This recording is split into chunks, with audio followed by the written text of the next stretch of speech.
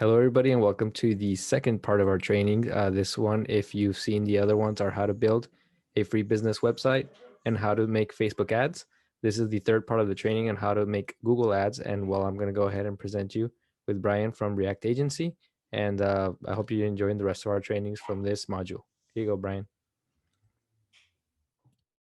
Hey there, this is Brian here with React Agency. Hopefully you guys are doing awesome. So why don't we get started right away? In order to get started, you would just go into ads.google.com and that will bring you directly to this page and just hit start now. And I know that for some of you guys, it may be intimidating at first when you're creating your very first ad, but marketing experts that are out there that are spending billions of dollars make mistakes. So you just got to be patient and experiment. And by the time that you create 2 or 3 ads, you'll become better and you'll know what keywords work better for your type of business. All right. Right now you see this page, but for yours, it will be a little different. It will be just like this one, because for me, it's not the very first time that I'm opening this page, but you will see a very simple page that says phone calls, website traffic, and visits to your location. But this is the simplified version. So you would want to click right onto switch to expert mode right here. And once you click that, you will see this page. For the sake of this video, I recommend a very basic campaign for most of the businesses that are starting, which is the sales campaign that will bring obviously sales, that will bring traffic to, if you have a website, that will bring traffic directly to your website, which is what we'll be creating right now. It's a search campaign. There's a different types of campaigns. The ones that said display, there's ones that are for shopping, and there's video ads, right? But the campaign that we're choosing right now, it's search. If you basically go to the Google homepage, and if we are doing, for example, retail, and if we're doing a clothing store, and we're typing clothing store.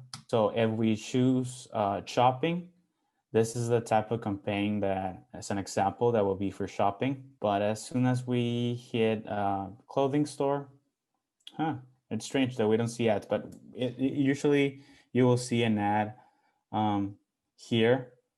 This will be a search ad with text. This will be the example for it. Or you will also see the video if you're seeing, if you're viewing a YouTube video, and the display ad will usually pop up right here in the corner, okay? But for the search ad, just for the sake of this video, we'll click on website visits, all right? And make up a website, for example, www.luxuryclothing.com. Horrible name, came right out of my mind. Okay, so we just hit continue and choose a campaign name for it. And where it says networks, usually these networks are for outside of Google, so I don't recommend you clicking on this. So you could just hit on click. If you prefer to click on them because you think that it will make a little more conversion for you, it's totally up to you. But I would just recommend to unclick those for the targeted audiences. If your business is located in the United States, or if you only don't have a physical location and you only sell online, you can just hit United States. Or if you have a physical location and also want to sell online, you could just search by location, which is a city or a postal code. That will cost a little more, but it will be worth it. I would just hit Imperial County for now, and it tells you the total reach, the estimated total reach, which is over 300,000. For the languages, we want Spanish as well if we want to target people who speak Spanish. And then we will want to select our budget and bidding. So for the budget, I usually recommend anywhere from $10 if you're just starting out, to $15 or $20 if you have a little more budget to spend and play with. If you want to try out like $1, it will be a little risky. Sometimes the ad costs $1 per click, so it will be hard to tell whether the ads are doing okay or not. So that's why I usually recommend maybe $10 to start with, so that you could have a better understanding on how your ad is doing. And for the bidding, I usually set a maximum cost per click. What this is basically they charge you every time somebody clicks on your ad, and actually prevents you from, for example, if a keyword is costing you $9 per click, which is usually for industries that are very competitive, you would want to just for now maybe guess what the maximum bid limit will be.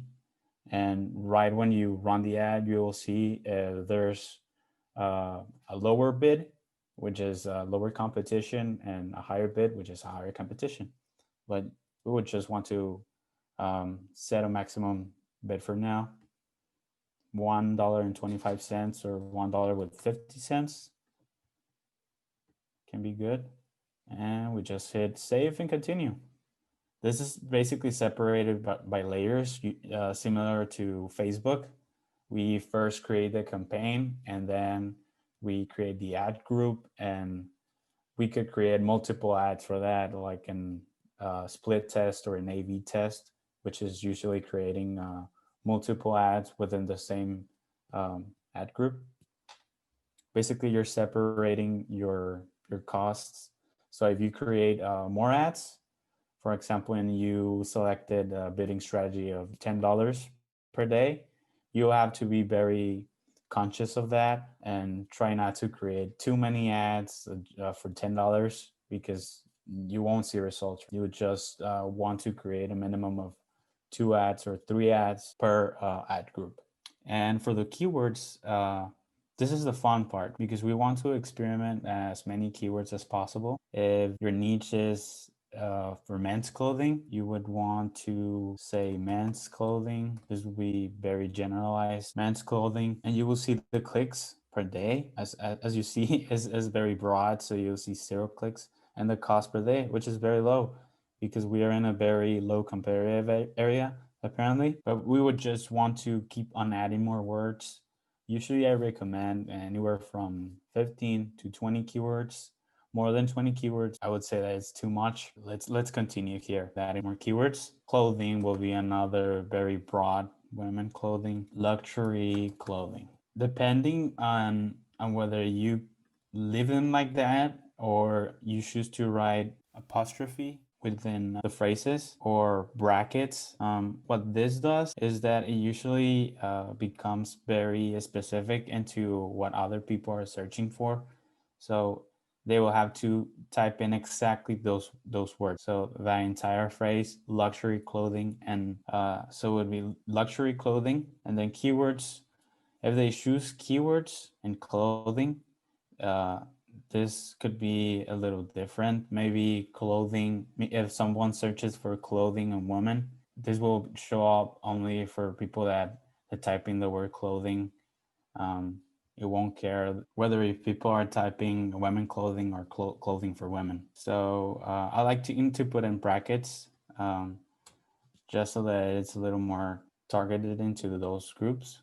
I'll just keep these ones for now. I'll just hit save and continue. We will see later on the keyword planner, which is a tool within Google that lets you search for keywords that people are searching for. There's tons of websites that let you use their software, but usually it costs. So we'll just save and continue for now. And now this is the display URL, how people will find you. And this is the headlines. So let's add luxury clothing. For the second headline, we will want something that will attract the viewers, right? So maybe if we offer free shipping, luxury clothing, let's change it a bit. Let's add free shipping for the third headline, and 100% authentic luxury clothing. And you can just continue adding headlines, but I'll just add 3 for now. And for the description, This is just coming out of my mind, right? It's just I'm writing. Obviously, for yours, it will be detailed. Hopefully, you can come up with better than I can.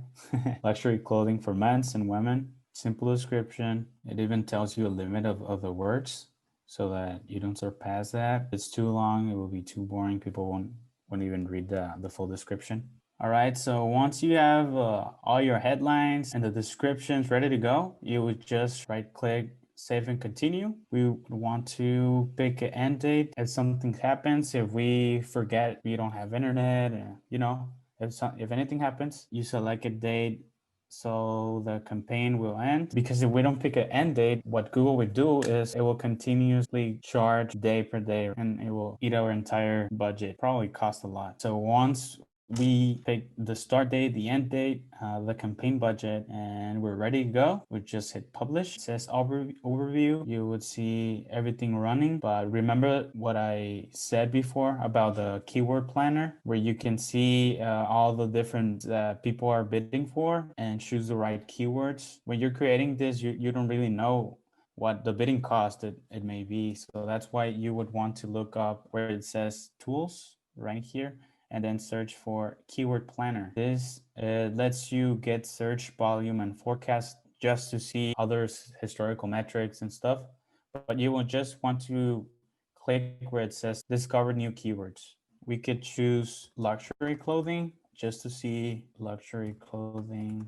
Again, this is not my domain, luxuryclothing.com. Then we just hit get results and we will see Google separates in an organized manner by competition and the bid strategy, how much people are bidding for this. When you click, the highest bid is $5 for luxury women and men's fashion designer. Here are the keywords. This is where you would want to see the keywords. So it's not that high. Remember that we chose $1.50. It won't go above that. And the highest bid for this particular keyword luxury woman, the competition is using this keyword a lot, so that's why is very high. If we go down the bid cost, these are some keywords that people are looking and don't cost as much, and even tells you the competition. It's high. Luxury clothing, you see, one up to 10K per month on average. This is the keyword that we shows. Luxury clothing shop. This isn't too popular. Men's designer brand, you could pick this one, is $1.45, which is less than what we chose. Let's pick this one. Luxury women's fashion, isn't as popular. Men's fashion designer, and you can see a lot, right? Let's just pick another one. This is designer clothing stores and women's designer clothes. It's a little above the bidding cost, but it will be worth it. So when you're ready with your keywords, you'll want to pick a name for the ad group. So when you're creating another ad, you can just pick this keywords that you selected. They're going to be pre-selected for you. Clothing ad. I'll just name clothing ad for this ad group. Okay, and now it's safe.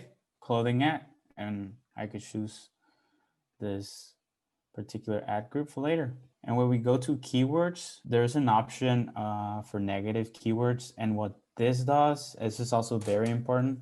We want to look up for negative keywords. Basically, these are keywords that are going to be irrelevant to your business industry. If you're selling your products or service online and you don't have a physical store, you would want people to search for your store, right? And if you're not selling on Walmart or Target, an example of a negative keyword would be Walmart, because you wouldn't want people to search on Walmart or Target, Amazon. Just focus on keywords, and again, you could use brackets just so that you will stay out of those irrelevant keywords, because this will be showing for people that are searching for women's clothing and type Amazon as well, and you don't want your ad to be there. Just hit save, and there you go. The ad won't be showing for people that search for Amazon or